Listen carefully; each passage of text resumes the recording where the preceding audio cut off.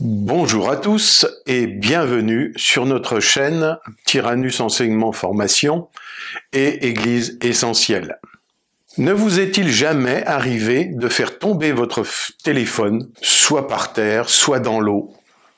Moi, ça m'est déjà arrivé. Dans le téléphone, il y a toutes vos données, vos photos, vos images, vos références, vos messages importants, voire des enregistrements et des enseignements bibliques. Dans ces cas-là, c'est une perte totale. Mais de nos jours, la technologie permet de récupérer les données, voire même celles qu'on avait effacées accidentellement. Les techniciens sont très forts. Avec ce que je viens de vous dire, nous pouvons faire un parallèle avec ce qui est arrivé à David. Alors bien sûr, David n'avait pas de téléphone portable. Mais au travers de l'histoire que nous pouvons lire, il a vécu une aventure semblable. Lisons 1 Samuel, chapitre 30, versets 1 à 6. Lorsque David arriva le 3e jour à Tsiklag avec ses gens, les Amalécites avaient fait une invasion dans le Midi et à Tsiklag. Ils avaient détruit et brûlé la ville, après avoir fait prisonniers les femmes et tous ceux qui s'y trouvaient, petits et grands. Ils n'avaient tué personne, mais ils avaient tout emmené et s'étaient remis en route. David et ses gens arrivèrent à la ville et voici, elle était brûlée.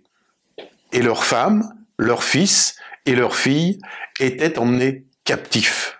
Au verset 4, il nous est dit « Alors David et le peuple qui était avec lui élevèrent la voix et pleurèrent jusqu'à ce qu'ils n'eussent plus la force de pleurer. » Les 2 femmes de David avaient été emmenées, Achinoam de Jizréel et Abigail de Carmel, femme de Nabal. David fut dans une grande angoisse, car le peuple parlait de le lapider, parce que tous avaient de l'amertume dans l'âme, chacun à cause de ses fils et de ses filles.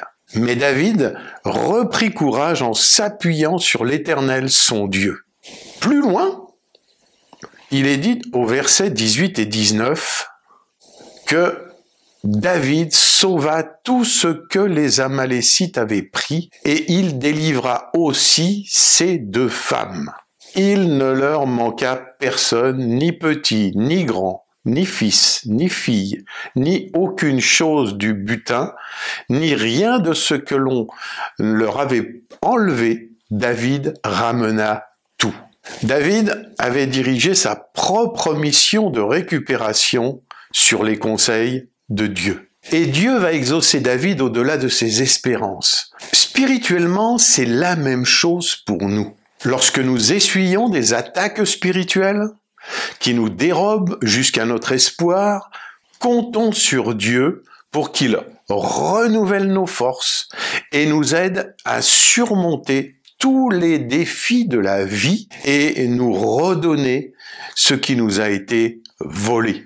Vous savez, Dieu nous procure la force de surmonter toutes nos difficultés si nous nous confions en lui. J'ai envie de dire, mon Dieu, aide-moi à puiser de l'espoir en toi malgré les épreuves de la vie. Amen. À bientôt.